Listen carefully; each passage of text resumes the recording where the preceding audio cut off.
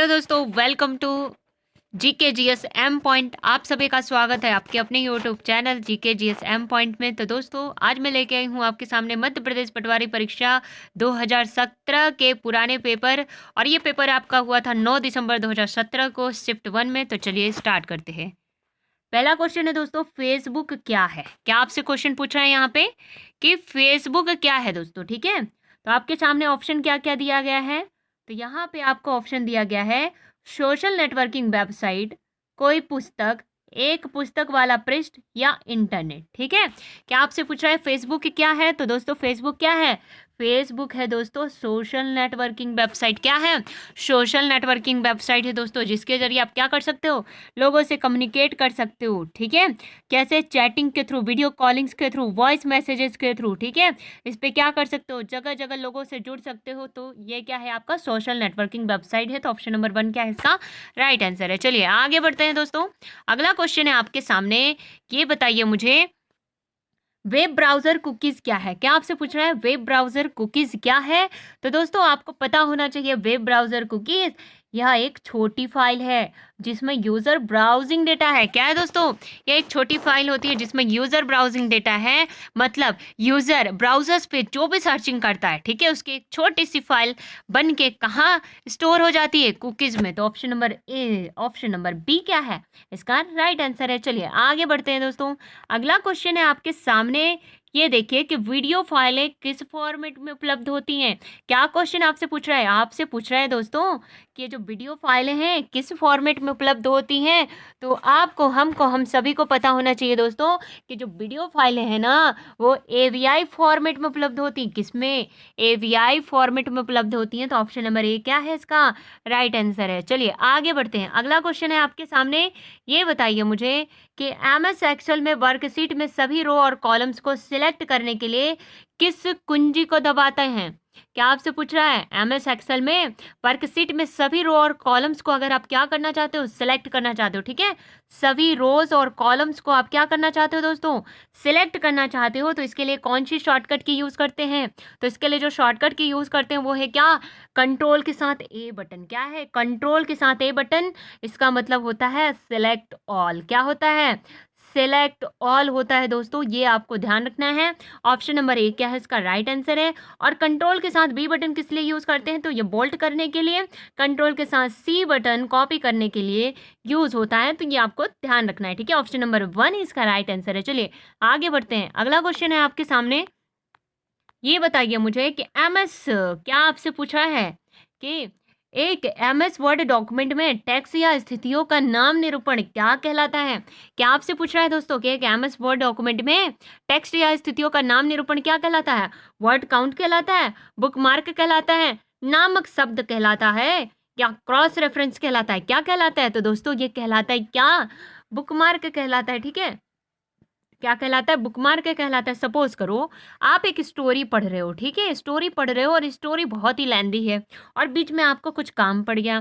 तो आपने जहाँ तक स्टोरी पढ़ी है, आपको ये कैसे पता चलेगा? जब आप दोबारा आके बुक खोलोगे तो वहाँ पे कुछ ऐसा आप साइन लगा के जाओगे ना कि मैं यहाँ तक फिनिश कर चुका हूँ, जब मैं वापस से ओपन करूँगा तो इसके आगे मुझे पढ़ना है। ठीक है, तो ये क्या है? ये स्पेशल साइन जो आपको याद दिला दे कि लास्ट में आपने स्टोरी कहाँ पे छोड़ी थी। तो वो साइन क्या कहलाता है? ये कहलाता है आपका बुकमार्क। तो ऑप्शन नंबर बी क्या है दोस्तों इसका राइट आंसर है। चलिए आगे बढ़ते हैं। अगला क्वेश्चन है आपके सामने, आपको जो ये इमेज दिख रही है ना, क्या ये इमेज जो दिख रही है, ये जो इमेज दी गई है, इमेज में किस प्रकार के मेल पाए जाते हैं? ठीक है, क्या आपसे पूछ रहा है ये जो इमेज दी गई है ना, इसमें किस प्रकार के मेल पाए जाते हैं? तो दोस्तों इसमें जो मेल पाया जाता है वो है क्या? आपके द्वारा भेजे गए मेल। ठीक है, आपके द्वारा जो मैसेज सेंड किए जाते हैं, आपके द्वारा जो मेल भेजा जाता है वो क्या है? वो इसमें पाए जाते हैं दोस्तों। ऑप्शन नंबर बी इसका राइट आंसर है। चलिए आगे बढ़ते हैं। अगला क्वेश्चन है आपके सामने, ये बताइए मुझे कि वेबसाइट एड्रेस में कॉम का अर्थ किस लिए यूज होता है? ठीक है, डॉट कॉम आप लोगों ने देखा होगा ना ये, तो इसका मतलब क्या होता है ये आपसे पूछ रहा है। तो दोस्तों कॉम का मतलब क्या होता है? कॉमर्शियल। क्या होता है दोस्तों? कॉमर्शियल होता है, मतलब वाणिज्यिक वेबसाइट का ये डोमेन नेम है। तो ये आपको ध्यान रखना है कि वेबसाइट में कॉम का अर्थ क्या होता है? कॉमर्शियल, मतलब वाणिज्यिक वेबसाइट के लिए इस डोमेन नेम का यूज किया जाता है। तो ऑप्शन नंबर बी इसका राइट आंसर है। चलिए आगे बढ़ते हैं दोस्तों। अगला क्वेश्चन है आपके सामने, ये बताइए मुझे कि निम्न में से क्या सेंट्रल प्रोसेसिंग यूनिट का भाग है। क्या आपसे पूछ रहा है, निम्न में से क्या सेंट्रल प्रोसेसिंग यूनिट का भाग है। तो दोस्तों आपको, हमको, हम सभी को पता होना चाहिए ये सेंट्रल प्रोसेसिंग यूनिट का भाग है क्या, अर्थमेटिक लॉजिक यूनिट दोस्तों, ALU। ठीक है, अर्थमेटिक लॉजिक यूनिट क्या है, ये सेंट्रल प्रोसेसिंग यूनिट का भाग है, मतलब CPU का भाग है। और दोस्तों CPU के कितने भाग होते हैं, तो 3 भाग होते हैं।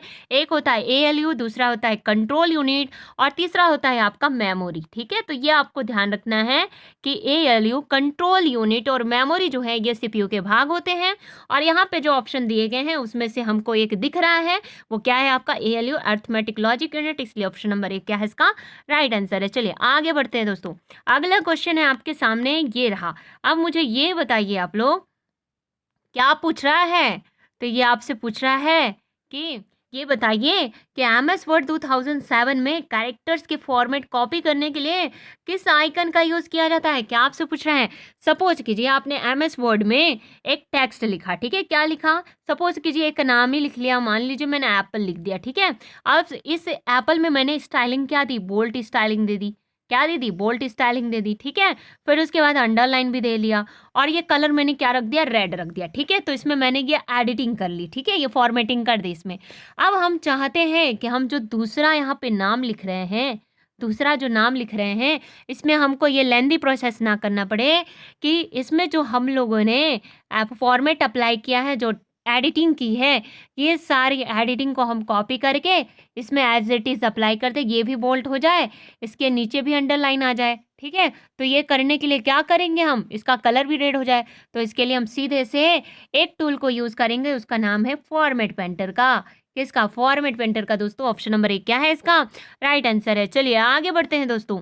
अगला क्वेश्चन है आपके सामने, क्या, तो देखिए आपके सामने क्वेश्चन दिया गया है कि MS वर्ड में रीडू के लिए किस आइकन का यूज़ किया जाता है। अब देखिए ये आया ना क्वेश्चन ढंग का। अब मुझे बता दो रीडू के लिए किस आइकन का यूज़ किया जाता है। तो दोस्तों पहले तो ये जानिए कि रीडू का शॉर्टकट की क्या होता है। तो रीडू का जो शॉर्टकट की होता है ना, वो है आपका क्या, कंट्रोल के साथ वाई बटन। ठीक है, कंट्रोल के साथ वाई बटन का यूज़ होता है रीडू के लिए।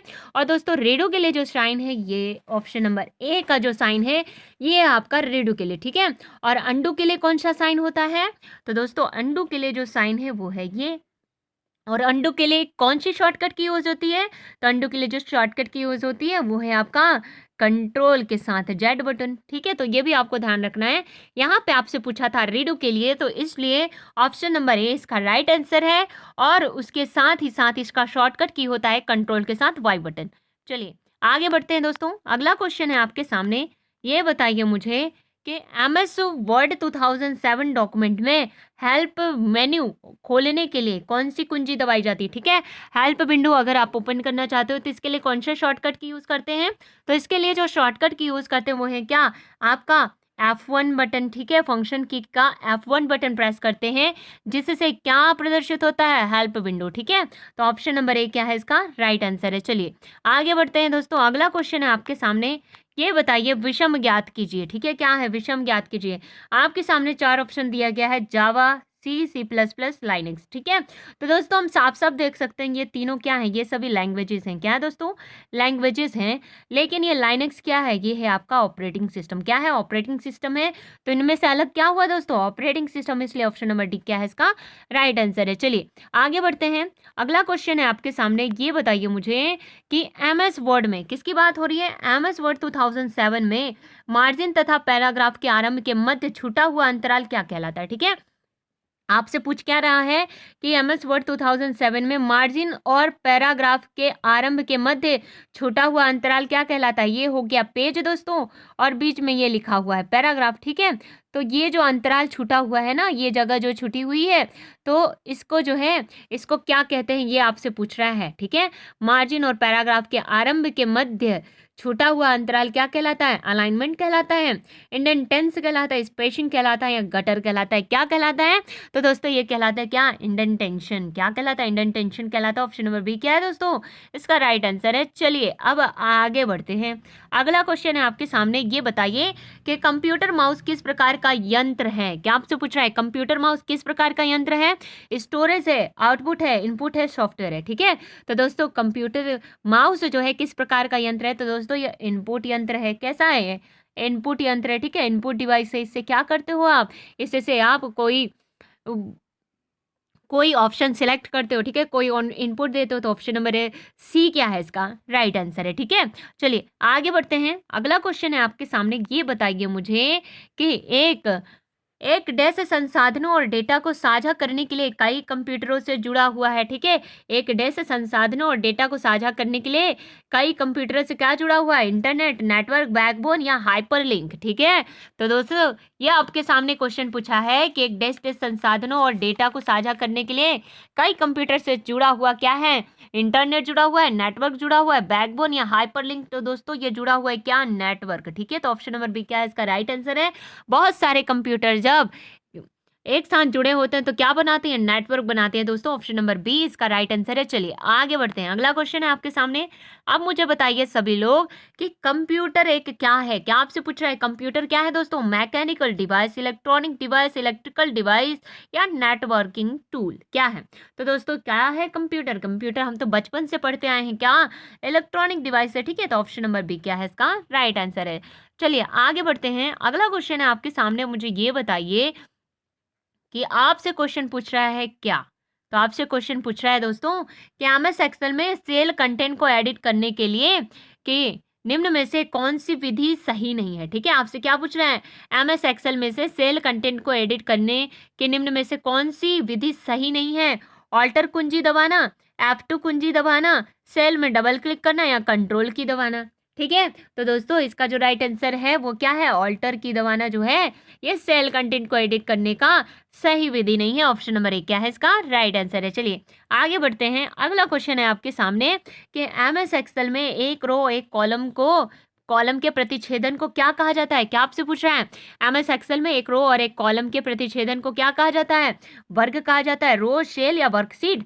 तो दोस्तों एक रो और एक कॉलम का ये जो प्रतिच्छेदन वाला स्पेस है ना, ये बॉक्स जो क्रिएट होता है ना, इसे क्या बोलते हैं? इसे बोलते हैं शेल। क्या बोलते हैं? शेल। तो ये हमें देखने के लिए कहाँ मिल रहा है? ऑप्शन नंबर सी में। तो ऑप्शन नंबर सी क्या है दोस्तों इसका राइट आंसर है। चलिए आगे बढ़ते हैं। अगला क्वेश्चन है आपके सामने, ये बताइए मुझे जीबी का फुल फॉर्म क्या होता है? क्या आपसे पूछ रहे हैं जीबी का फुल फॉर्म क्या होता है? तो जीबी का फुल फॉर्म साफ सब पता है आपको, गीगाबाइट होता है। क्या होता है? गीगाबाइट होता है। तो ऑप्शन नंबर बी क्या है इसका राइट आंसर है। अब दोस्तों जीबी की बात हो रही है तो 1024 MB जो होता है ना, 1024 मेगाबाइट, ये क्या होता है? ये 1 GB होता है। ठीक है, तो ये आपको ध्यान रखना है। चलिए आगे बढ़ते हैं दोस्तों। अगला क्वेश्चन है आपके सामने, ये बताइए मुझे कि एमएस एक्सेल 2007 में सेल में लंबे टेक्स्ट को अनेक लाइनों में विभाजित किया जा सकता है। ठीक है, एमएस एक्सेल 2007 में सेल में लंबे टेक्स्ट को अनेक लाइनों में विभाजित किया जा सकता है। आप ऐसा किसके माध्यम से कर सकते हैं? ये आपसे पूछ रहा है। ठीक है, आप अगर ऐसा करना चाहें तो किसके माध्यम से कर सकते हैं? तो दोस्तों ऐसा हम किसके माध्यम से कर सकते हैं? होम टैब पर रैप टेक्स्ट पर क्लिक करके। किसी से? होम टैब पर रैप टैक्स पर क्लिक करके जो है हम ऐसा कर सकते हैं दोस्तों। तो ऑप्शन नंबर एक क्या है इसका राइट आंसर है। ठीक है, तो दोस्तों ये था आज का आपके सामने सेशन। ठीक है, अब दोस्तों यहाँ पे जो है पिछली बार जो 2007 में जो पटवारी एग्जाम हुआ था तो इसमें 20 क्वेश्चंस आते थे। ठीक है, तो 20 क्वेश्चंस यहाँ पे हर एक सब्जेक्ट के रहते, तो कंप्यूटर के 20 क्वेश्चन, तो ये फर्स्ट शिफ्ट, ये पहला सेट मैंने आपको करा दिया। ठीक है, अब दोस्तों इसी तरीके से हम आगे भी ये क्वेश्चंस को कराएंगे और आपका सिलेबस कवर कराएंगे। ठीक है, और ज़्यादा से ज़्यादा क्लास को शेयर करना सभी लोग, और जो चैनल पे नए हैं चैनल को सब्सक्राइब करना। और आपको बता दूं कि इस बार आपका पटवारी में कंप्यूटर कितने नंबर का आएगा? तो इस बार आपका पटवारी में कंप्यूटर आएगा कितने नंबर का? 25 नंबर का। ठीक है, कितने नंबर का आएगा? 25 नंबर का आएगा दोस्तों। तो ये आपको ध्यान रखना है, आपको अपनी तैयारी अच्छी करनी है। ठीक है, तो मिलते हैं दोस्तों अगली वीडियो में, तब तक के लिए जय हिंद।